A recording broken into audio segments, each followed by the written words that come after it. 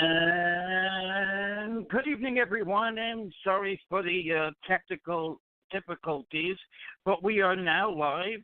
Welcome to the KJR Radio Show, Season 5 it is, Episode 24, March 23rd, live 2017. Tonight we're going over Donald Trump, Aaron Hernandez trial, Donald Trump, the Tom Brady jersey that was stolen worth millions, but they are not going to prosecute that. We'll talk about that with New York defense attorney, CNN legal analyst. You see him every Saturday afternoon on the CNN network.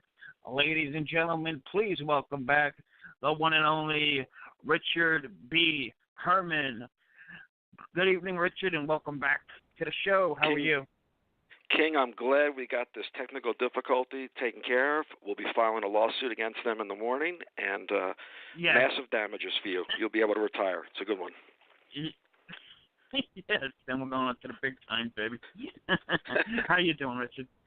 I'm doing great. I'm looking forward to this, and without further ado, we must acknowledge the King Jordan cheerleaders, the most brilliant, hottest women out there in the United States. And we'll just go real quick. Maddie, Lisa, Pager, Phil, Debbie, Vicky, Sarah, and Mary, who does all my graphics. You guys are wonderful and love entertaining you. No question about it. Okay, they found the shirt that's worth millions in the Tom Brady stolen saga. Here is the guy who found it, Jake Laser, and I want to take about prosecution on the other side of this audio clip. The investigation now is leading to that jersey as well as his Super Bowl jersey from a couple of years ago, going back to the New England Patriots and Tom Brady. And this story right here, if I came to you as a Hollywood scriptwriter and said, here you go, you'd throw me out the door and say, no, there's no way this could happen. So here's actually what happened. The FBI and the NFL security, along with Patriot Security, Houston PD, they actually went through all this video to try and track somebody down. We're actually trying to go through the same video as well, and they zeroed in on somebody, a person of interest. And that person of interest, when I'm told, is an international member of the media. I don't believe he's actually a member of the media, but he was posing as a member of the international media. Right, got credentialed. It's been going on for quite some time, and he actually, from what I'm told, they have him going into the locker room right behind Bill Belichick as if he's with the team, goes in there, loiters around for a little while, and is seen leaving the locker room. This is the video they're trying to look at right now. Seen leaving a little bit later with something under his arm. He just goes in without anything under his arm with your normal media backpack, comes out after with something, the backpack, plus something under his arm, leaves later on. Again, they've all zeroed in now, and they, from what I understand, Houston PD, I think, just put out that they were found down in Mexico and had to deal with authorities there to try to get them back here on American soil. They had to authenticate them, make sure that this was actually Tom Brady's jerseys, and in fact they were. And from what I understand, that they will be returned to the Patriots and Brady, I think, sometime this week. It is a very wild story, and again, whenever you're dealing with international soil, with anything overseas, with somebody breaking into basically a Super Bowl locker room, which is supposed to be so incredibly secured, this story will just continue to get crazier and crazier as the details come out. Brady's jersey, just this one, is valued at $500,000. So depending on what he has, and I was told by one source that it was several items, by somebody else that this guy had a treasure trove of stuff, somebody else said, hey, a few items, whatever it was. If you're talking 6 figures, 7 figures of stolen goods going over, into another country, the FBI obviously has to get involved. If he's posing as a member of the media, he still has to act like he's a member of the media. He still has to somewhat loiter around, linger around. And remember also, that locker room's open, but there's still players and people on the field, right? That goes on and on and on. There's players at different podiums, so it's kind of easy to get lost. The good news, this wasn't Tom's last Super Bowl winning jersey. He'll have a couple of more. Okay, Richard, first of all, this guy, What do you make of him getting this $500,000 jersey? And B, no prosecution so far. What do you make of that? Let me tell you, Jordan, I'm from New York, okay? I love the New York That's right. Football Giants. I couldn't care less about Brady or his jersey. That thing is maybe worth $500,000 to someone up in Boston, but in New York, it's not worth that. And good luck. Who cares? This is bullshit. Who cares about this, all right? He was sloppy. The team was sloppy. They should have put the stuff away and preserved it. This guy shouldn't have stolen it. He took it. He stole it. They valued it at $500,000. He crossed state lines with it. Then he crossed international borders with it. You know, Mexico is saying, well, okay, the crime wasn't committed here, so we're not going to prosecute him. The United States, it looks like they're not going to prosecute the guy and try to extradite him back here for this, although in Boston I'm sure they'd love to. So, but at the end of the day, with everything going on in this world, day to day, watching this lunatic president and everything that's going on a daily basis, who cares about Tom Brady and his jersey? I mean, really, at the end of the day, who cares, Jordan? Really, okay? You know, they're not going to do anything about it. He got it back. Good for him. Let him donate it to charity, kids with cancer. Let me see him do something like that. You know, other than that, I couldn't care less, to be honest with you. And I don't think anybody else should. I agree with you, but the memorabilia business is a huge business, and for Huge. this guy, is just that balance. You know, he's represented himself as a member of the media, and then he goes to the not just any quarterback. You know, the new Joe Montana, if you will. I mean, that's ballsy. Even a tough New Yorker like yourself probably wouldn't do that, right? No, that was you know, I mean, it was really criminal what the guy did, no question about it. But you know, at the end of the day, it's memorabilia, and that's a big market. I understand that people make a lot of money. This jersey was crossed off. He'd have to sell it in the black market somewhere. He could never get the value that they're claiming it's worth because nobody would give him that knowing it's stolen property. So at the end of the day, all's well that ends well. It's going back to Boston. The police will have it up there. And, you know, the only follow-up here to me I'm concerned with is what's he going to do with it? Is he going to give it to the Hall of Fame, or is he going to donate it to a charity for an auction or something? Because that's what he should do. And that would show me something. I don't care. He's not going to win another one. He may not even get through next season. But let's pay due where it's due. In my lifetime, this is the greatest quarterback in the history of the NFL. No question about it. Tom Brady. He's better than all of them, than Bradshaw, than Montana, than all of them. So you got to give him his due. But it's a jersey. It's a jersey at the end of the day. Please. Let's move on. Who cares? That's my bottom line there. Okay, yeah. Let's talk about this travel ban that you wanted to get into. What is your take on the travel ban by our president, Mr. Trump? You know, let me just say this. Presidents have an inordinate amount of discretion and power to issue executive orders when it comes to immigration. That's like the one area that they are pretty much, the ropes are taken off and they can pretty much let it rip when it's concerning immigration. However, and the big however is this, you cannot enact laws that violate the Constitution, in particular the Establishment Clause, and you cannot enact laws that are discriminatory in effect. And so while the administration says, whoa, this is not discrimination. This is we put this out against countries that harbor terrorists, and we're looking to protect the United States. And it just so happens that these are predominantly Muslim countries, but we're not looking to do a Muslim ban.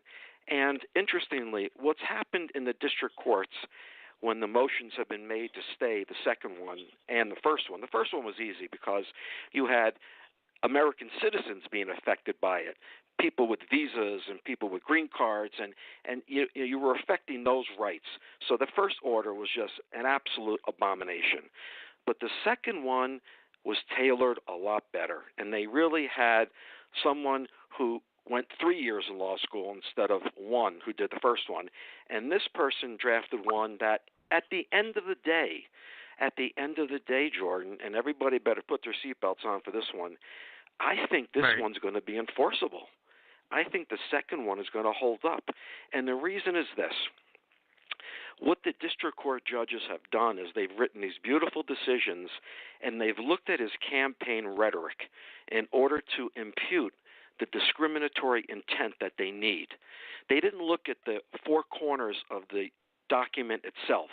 They didn't look at the executive order and read from the first word to the last word and say, wow, this in and of itself is not discrimination. This is a valid, binding executive order. What they did was they said, we watched you in the campaign. We heard you stand up and say, I, Donald D. Trump, want to ban all Muslims from coming to the United States. And then the rhetoric from Rudy Giuliani, who, by the way, where is Rudy these days? Where is he? Has he been indicted secretly, or what's up with him? But anyway, Rudy stating, Donald Trump reached out to me to help him draft a travel ban that would ban Muslims, So they use that. They use Trump's words, and they stick it up his butt when they go to court. And these judges say, you know what? That's what it is. And if you look at the 6 countries, and they took Iraq off because they had to take Iraq off because U.S. soldiers are in the field with Iraqi soldiers fighting side by side. And if the Iraqi soldiers feel that the U.S. is discriminating against them or don't want to let them come to this country. I mean, who knows what would happen? I mean, it would be a complete disaster, and probably American soldiers would be killed by Iraqi soldiers. So they realized they made a mistake putting Iraq in before. But if you look at the 6 countries on this travel ban, you'll have to have a bona fide position. And the problem with the Trump executive order is he's doing this, he says, because we must protect the United States citizens. Well, not one terrorist incident has occurred from someone from those 6 states. Ever. Ever. So, Never. You pick out these 6 states that range from 93% Muslim population to 99% Muslim population, and then you couple that with his campaign rhetoric. Then you look at the fact that there has never been a terrorist incident from one of these, unlike Saudi Arabia, 9/11, Turkey. But then Saudi Arabia and Turkey have beautiful Trump hotels on their soil. So Trump has investments in those countries. But these 6, he doesn't have any hotels in, and so they're random. They go along with his campaign rhetoric, and the district court judges aren't going for it. They didn't go for it the first time around. The judge in Hawaii was the first one to go after it, and then the other one in Baltimore, I think it was. And interesting, Lawrence Tribe is a constitutional law professor at Harvard, and he's a pretty active and feisty guy. When I was in law school in the Stone Age, the book we used was written by Lawrence Tribe. I mean, this guy is brilliant. He is the consummate constitutional law scholar. And the district court judge from Baltimore who issued the order, I'm pretty sure it was Baltimore, who issued the order was one of his students in constitutional law at Harvard. And all he did was praise the decision by him. And I read a whole analysis of the decision by Tribe. And these are going to get tested now. They're going to go to the courts of appeals. The Ninth Circuit has already ruled once, and that's where the Hawaii one would go. And the Baltimore one would go to the Fourth Circuit. And then however that comes down, it would ultimately go to the Supreme Court. And I'm sure the Republicans would like to have Gorsuch on the bench when that goes there. But I don't know what's going to happen with Gorsuch. So, the clock is ticking on that one. He's probably going to get approved ultimately. And then, this might be the kind of decision. If it goes, 4-4 in the Supreme Court, the bans hold up. They don't go down. They hold up. So they would need a majority. They would need a majority decision in the Supreme Court to overturn the bans. And again, these are temporary orders that are issued. They have to get into the merits of the case and litigate the case, and then that would impose a permanent order of protection and a permanent ban. So these bans are temporary, and the White House says we need 90 days and 120 days to figure out our vetting process. I mean, that's their rationale for these bans. But if you look at the time that they filed the first ban and got rejected and slapped down like a facial in basketball going up for a layup and you get smacked down, here, what have they done since then? I mean, that was, 2 months ago? That's 60 days of the 90 that they say they need to look at the vetting process, which, by the way, takes about 2 years now to vet someone who wants to come from one of those countries. So at the end of the day, it's so disingenuous. Everything coming out of the White House this day is so disingenuous without any credibility that, I don't know. I think the ban is written in a way that I think the Supreme Court may take a look at it and say it was wrong for these district court judges to look outside the documents themselves and try to impute this discriminatory intent by words that were said in a campaign. I think they may have a problem with that. They may not. I don't know. But that's where it's vulnerable. That's the Achilles heel in these temporary bans that are issued. And what will happen, time will tell. But it's just, and when Trump gets up there and says, I think we should have stuck with the first one, go with that one. Well, if they do that, then that's a certain loser. The first one is an absolute loser. All the way to the Supreme Court, it's a loser. But the second one, what they ought to do is they ought to just take back the first one, discontinue it, and move on with the second one if they're serious about it. If it's not an ego trip for Trump, if it's not an ego trip, then dismiss the first one, go with the second one, and let it go through the appellate process. That's the best chance they have of having this one enacted.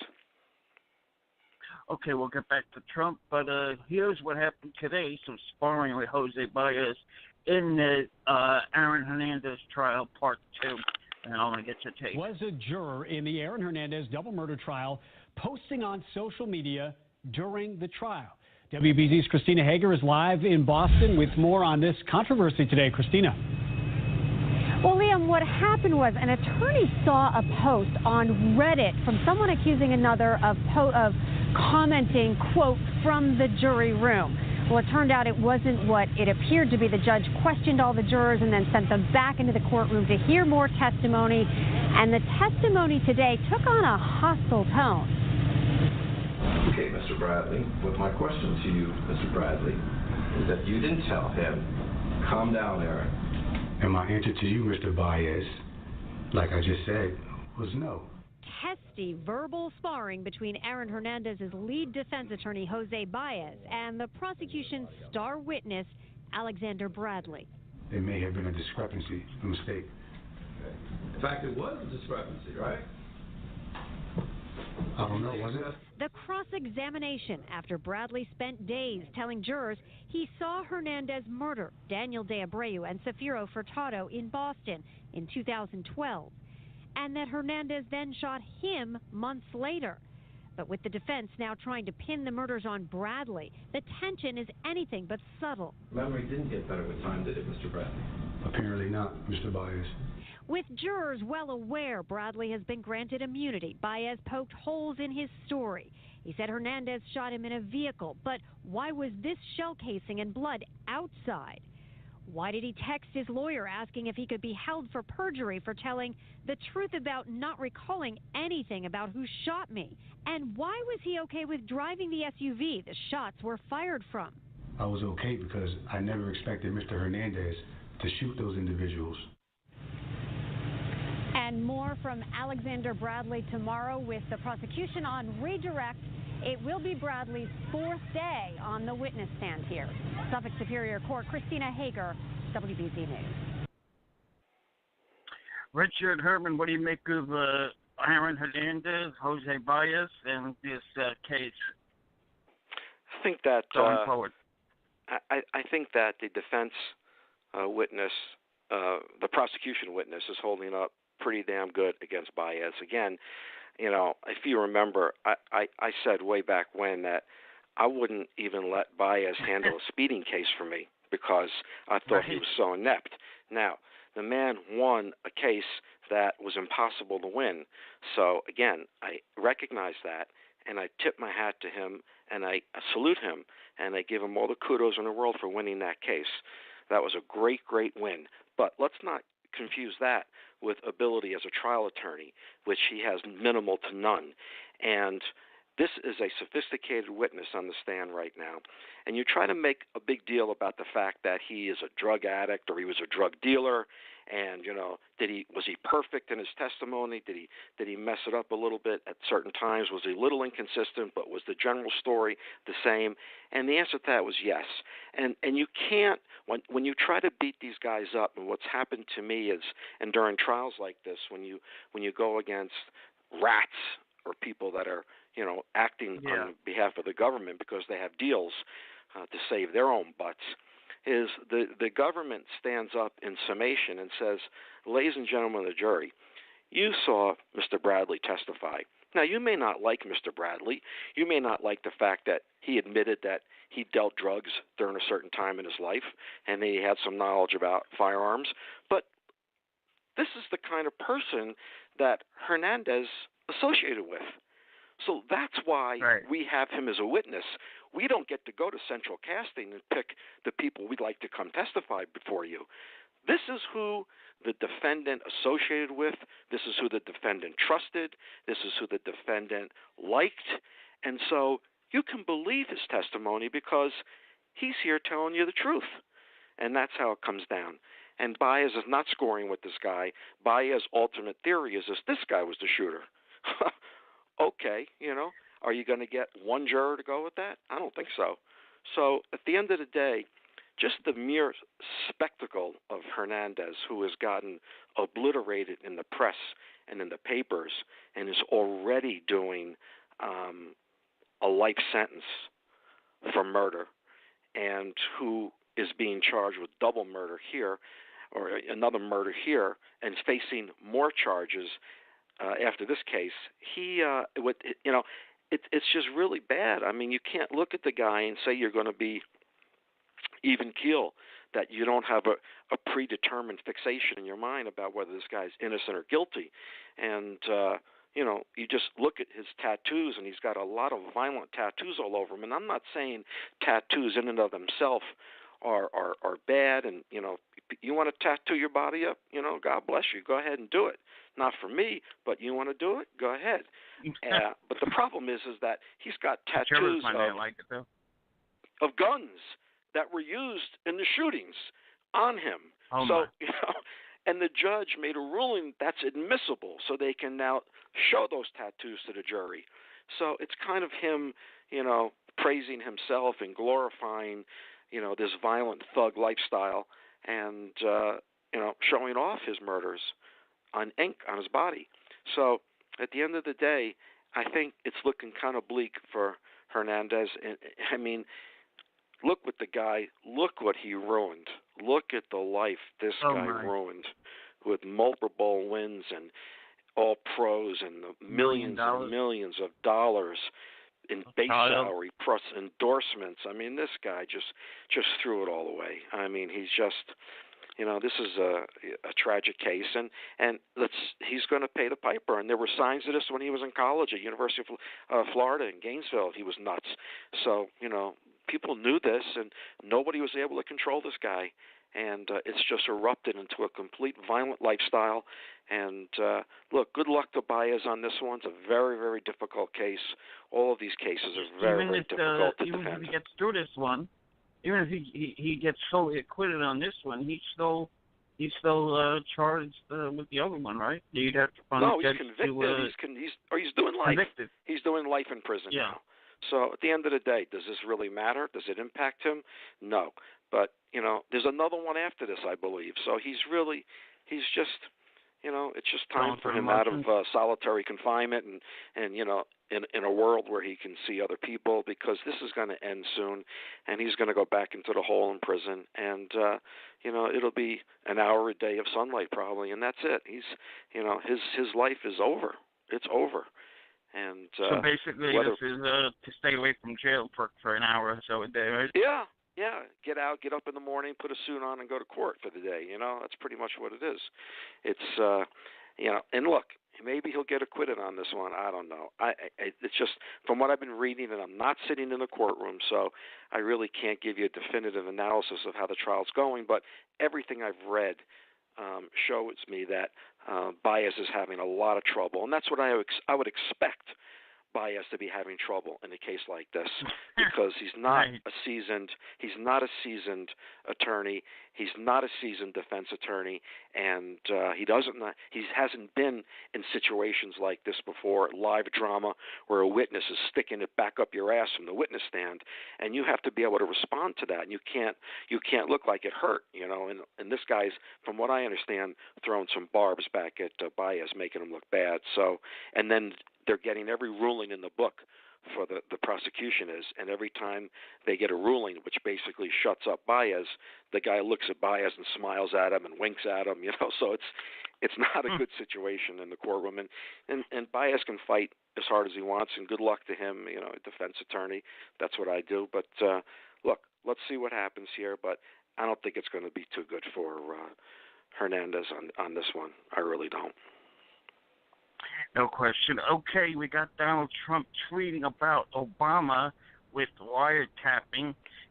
What's your take on that? Well, listen. This is in the history of the Republic of the United States. All right, remember World War II, your history, where we were attacked. Pearl Harbor was attacked, and in 9/11, we were attacked in New York. When I was in New York City that day, and we were attacked, and here, in this election process, Russia attacked the United States. They attacked us in a cyber warfare and a cyber attack. And that's unequivocal. And 29 intelligence agencies, including the FBI and the CIA, told Trump, listen, we were intentionally attacked by Russia with cyber warfare in this election. And Trump doesn't believe them. So that's for starters. He doesn't believe them. So now, what's happened from all of this? The question is, did Trump or anybody in his campaign, did they aid and abet the Russians? Did they assist the Russians? Did they participate with the Russians during all this hacking and during all this during the course of our election, which is the bedrock, the foundation of the democracy of the United States, a free election? And did the Trump campaign participate with the Russians? Because if they did, Trump's going to get indicted. And if you look at what's going on here, where there's smoke, there's fire, and when it looks like a duck and it flies like a duck and it quacks like a duck, look at all these people around Trump who are close to the Russian government, and you have Trump denying what our intelligence agencies tell him the Russians have done. He has spoken more harshly, about Neiman Marcus and Schwarzenegger than he has about Putin. The guy the attorney in the case just got thrown out of a fourth floor window the other day in Russia. I mean, he's trying to become Putin, Trump. Yeah. This is Bannon wants to blow up the democracy in the United States. That's what Bannon wants to do. And he wants to make everybody crazy. And Trump is so divorced from reality. He is a serial, compulsive liar. There is zero credibility in anything the guy says. He lies daily. He can't even, if he knows the truth, he's not saying it. And if he doesn't know the truth, how bad is that? The guy controls a nuclear arsenal for the United States. I mean, he is so inept and so unprepared for this job. And the whole Republican Party, they couldn't even they wanted to bring it on for a vote today. We're going to repeal Obamacare, we're going to repeal Obama, and today was the vote. They couldn't even do it because they don't have the votes. We're going to lock her up. They're not going to lock her up. We're going to build a wall, and Mexico's going to pay for it. Mexico's not paying for any wall, and there's going to be serious opposition to laying out $30 billion to build this wall. by Congress, okay? So everything that this guy has promised he was going to do is a fraud. It's a fraud. And the morons that went for him, okay, when they lose their health care eventually, because he's probably going to have something passed down the road, and all the people in the rural parts of the regions of the states that voted for him and carried the election for him in the Electoral College, they're going to be the first ones to lose their health care. The minors are going to lose the health care first. When all these people realize that they lost their health care or it's more expensive than they had it under Obamacare, they're going to lose their mind. These people are going to lose their mind. So what does Trump do in his insanity with this tweeting? It's embarrassing. It's embarrassing as an American citizen that the President of the United States of America is on Twitter at 6 o'clock in the morning with insanity, almost daily. And so what does he do? Yep. He tweets that the former – look, whether you like Obama or you don't like Obama, this was a two-term president of the United States, 8 years president of the United States. And Trump says this two-term president illegally wiretapped me at Trump Tower. This is a bad man. This is a sick man. This is like Watergate. This is what this guy said. And those were the exact words he used. We just look at his tweet. Now, you ask Sean Spicer, the press secretary, you ask any of these other insane robots on the Republican side, they say, well, he didn't mean wiretap. He meant surveillance, or he didn't mean this. They're interpreting for us. Like the American people are stupid morons, and that they have to interpret what Trump says because he didn't really mean to use the words he used, except that he's president of the United States, and these are the exact words he used.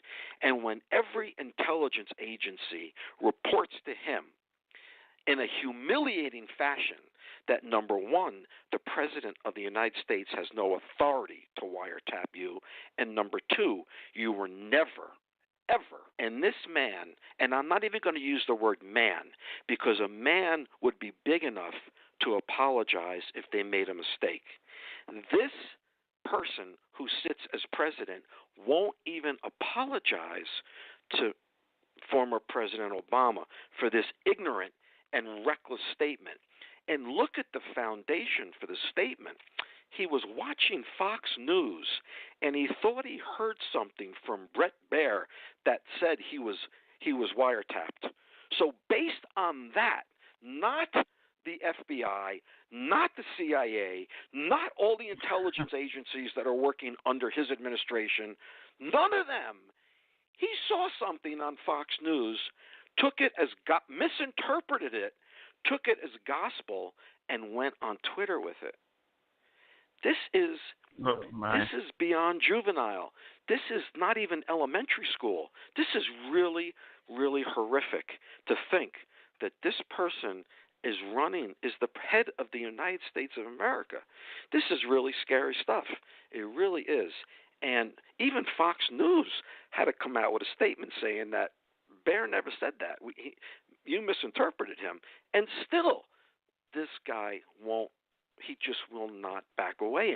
And then what he does is when they say, well, you know, there was surveillance going on, because there's constant surveillance going on all the time, NSA and everybody's surveilling. So during the course of that surveillance, some of your conversations may have been briefly picked up and discarded. He now goes today and says, I'm vindicated. You see, they did it. No, they didn't do it. No, President Obama did not illegally wiretap Trump Tower, you fucking moron. He didn't do that. And yet he says this over and over again, and it belies any sense of reality. It belies any sense of decency that animal would just talk like this, because what's going to happen if there's a real serious crisis? What's going to happen when the American people have to look to their president and have confidence that the man has integrity, that the man is honest, that they can believe what he's saying? Who will believe one word out of his mouth? Nobody, except these brain-dead robots that are consistent with his statement, I could shoot someone in Times Square and I wouldn't lose their votes. That's true. There are people out there that no matter what are for Trump, period. They don't know why. This man said a few weeks ago, who knew that health care was so complicated? This is an actual statement by Trump, who campaigned on repealing Obamacare. He never read Obamacare. He never understood Obamacare. He never knew what that was.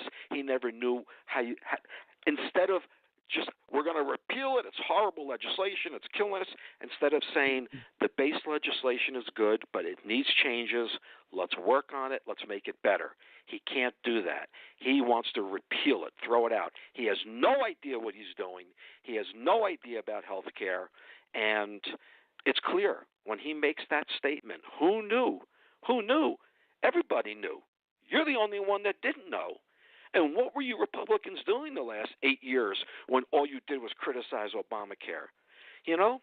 And everybody who ran around and look, you see what's going on with this supposedly bipartisan investigation on the ties between the Trump administration and Russia. I mean, as soon as the chairman, the Republican chairman, gets something, instead of going to his committee, he runs to the president to inform him. Doesn't tell his committee, doesn't tell the co-chairman, Nunes. He runs to the president. Is this a bipartisan, or is he working for the president? He's clearly working for the president. Therefore, this whole investigation is a sham.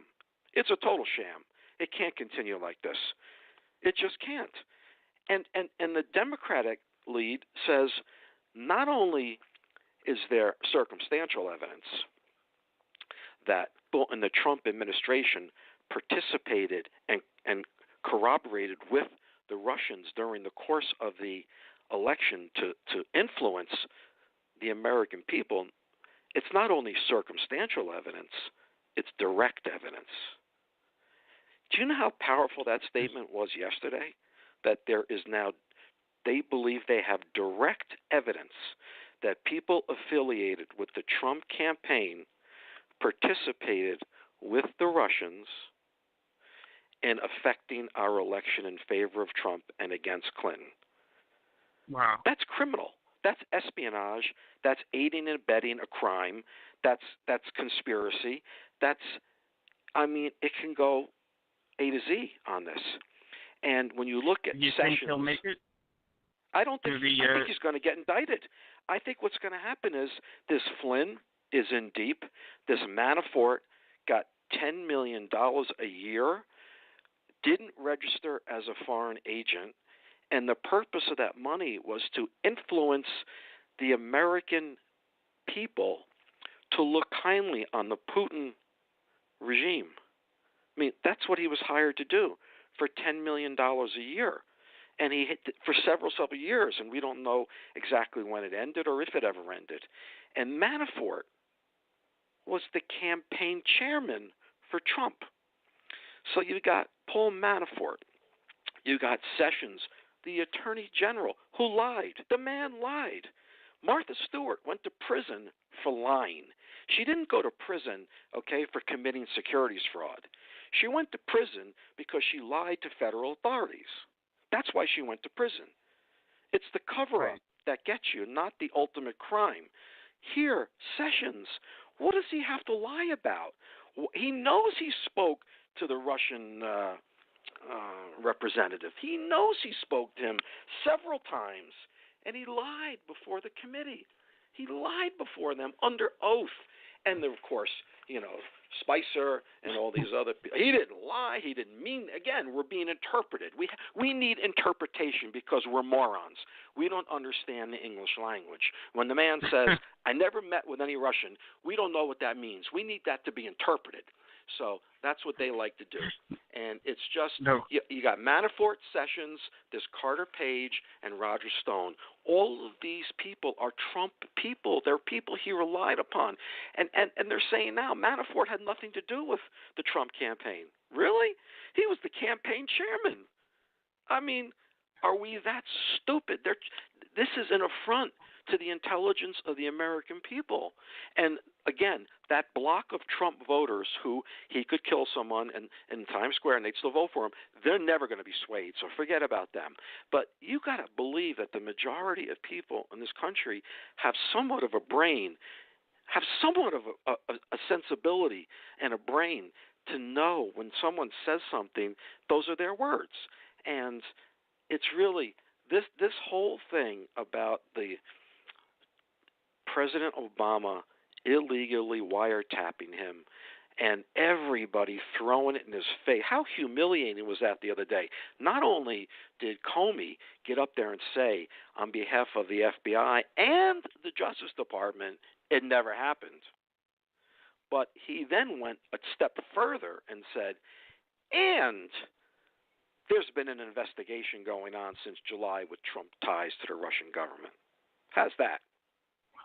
Now, can you imagine if you're Flynn, and let's just say, hypothetically, they go to Flynn and say, all right, Flynn, we have you under surveillance, we have you taped up, we have your calls, we have your discussions, we have you dead to rights.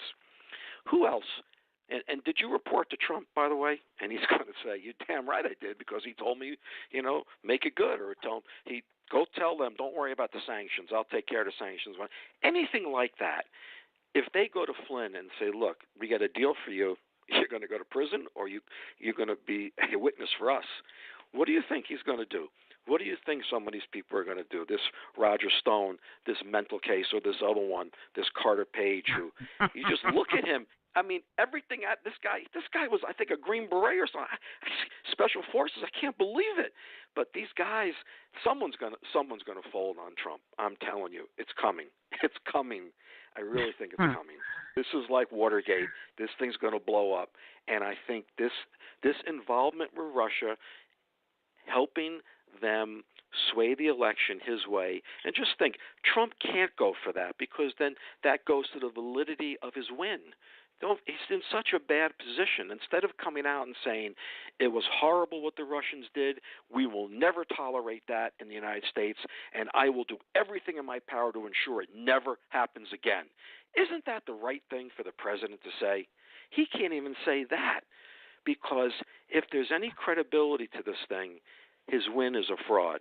It's a fraudulent win. He calls it fake news. He's a fake president. It's a fake election. And that's bad. Totally agree. It's bad. Totally agree. All right, let's talk about this journalist, Jimmy Breslin, who passed away this week, among a few others, but here's the soundbite of Jim. New York Daily News writer Jimmy Breslin, a Pulitzer Prize winner and self-described street reporter who chronicled New York City for more than 60 years in newspaper stories and columns, and won acclaim for his coverage of the Son of Sam serial killings, has died at the age of 86. Breslin's death was confirmed by his wife, Ronnie Eldridge, a New York politician and television host, and other family. The cause of death was not specified, but Breslin had been recovering from pneumonia. Okay, Richard, have you ever heard of Mr. Breslin? And if so, what's your thoughts? Bryce Breslin was an icon in New York reporting. He had covered a couple of cases that I worked on early on, and he was always fair with me, but he was a very, very bright guy, a little acid tongue, told it like it was, true New Yorker. His it's funny, one of my dear friends in high school up at White Plains High School ended up marrying his son, and her sister married his other son. So, wow. It was kind of a close tie there with him. But Jimmy did groundbreaking authority. He won all kinds of awards. I mean, it was just, he was a remarkable writer. He published a series of books, fiction and nonfiction. If you were in New York at the time, if you remember the Son of Sam case that was going on. I mean, people were just freaking out in New York, and they ran to catch his articles every day in the paper to get updates, because he even had some direct communication with Berkowitz during the course of that. So, I mean, Jimmy was an icon, and he was respected by everyone across the board. You may not have agreed with everything he was saying, but he wrote from the heart. He didn't pull any punches, and he was just a true New Yorker who loved the city of New York and the people of New York. And we haven't seen someone like him since, and I think it'll be a long time before we do again. He'd be losing his mind right now if he was writing. We would pick up the paper in the morning, and it actually means that because everybody goes to a computer now. Back when he reported, it wasn't like with the social media right now. Correct? Right. No, it's a different world, Jordan. It's a different world. I get up in the morning, I read 7 newspapers on my computer. Before, we take the train into the city, we grab the Times, the Post, and the News, and that was the reading. And you had to fold the newspaper in a certain way to get through it and read it so you didn't knock over everybody near you. But now it's a different world. Social media, all the blogs, King Jordan show. I mean, it's just everywhere you get your input everywhere. And but Jimmy, he'd be losing his mind right now if he was writing about Trump and what's going on in our country at this time. This is really he's rolling over. This is a moment in time, ladies and gentlemen. And I apologize for I got a little out of hand there before with some of my language. But this is a time you've got to put a mark here, a bookmark here in the history of this country, what's going on. This is really remarkable, and just wait years from now how it's going to be looked on. This is a travesty what's going on, and it's very scary. It's very scary, and I don't know how it's going to end, but it's not good. There's just no credibility, no integrity with this administration at all. They've lost it. He's only been president, 2 months, and it's gone. You can't believe a word he says or Spicer says. These are consummate liars. I mean, they're degenerate liars. It's just really, really an affront to your intelligence as a human being. Okay, Mary is holding. Let's bring her into the program. Mary, your line is open. Mary Wainwright. Good evening. Welcome to the King Jordan Radio Show. You're live with me and Richard. How are you? Go ahead, Mary. Mary? Going once?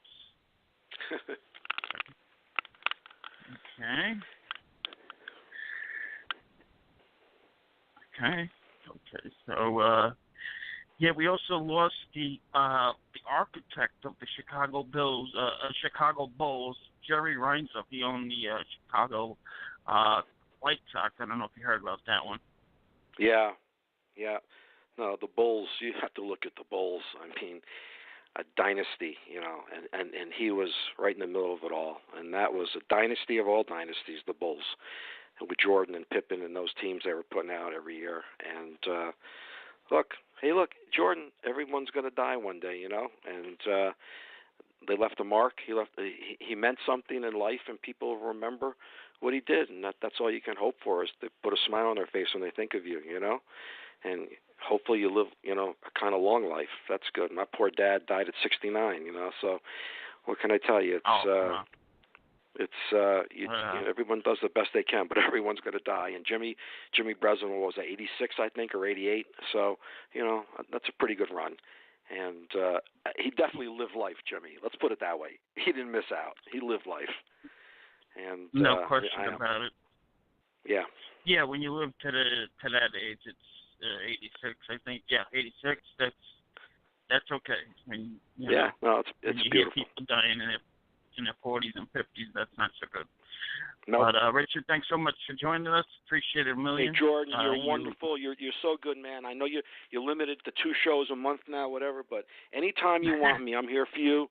And I may have to call in one of these Joey Jackson shows. I may have to call in to my boy Joey and carry on with him a little bit. But I love him, and he's a sweetheart, and we've done some things together. And but it's Jordan, you're doing so good, and I'm happy for you. And sorry about the technical stuff today, but I look forward to doing another show with you soon. Yes, absolutely. Appreciate it, Richard. Thanks so much. Okay. Take care. Okay, thanks to Richard Herman. And you can catch him on CNN on Saturday afternoon between the hours of 12 noon Eastern Standard Time. Ladies and gentlemen, we covered a lot of politics today. And Richard Herman did a great job, in my opinion. So we will be back April 4th. Also, follow us on Twitter at King Jordan RAD. We have a lot of stuff going on there. If you want to join the group, we have a group. It's been up for a while. If you're a listener, it's King Jordan Sports Media Articles and etc. So that's the name of the group. Okay, so Richard covered the shout-outs in the beginning, so that's all I have for you today. I will leave you with a beautiful song from Top Gun, Joe Cocker and Jennifer Warnes. The song is called Up Where We Belong. Have a good night, ladies and gentlemen, and we'll see you 2 weeks from tonight.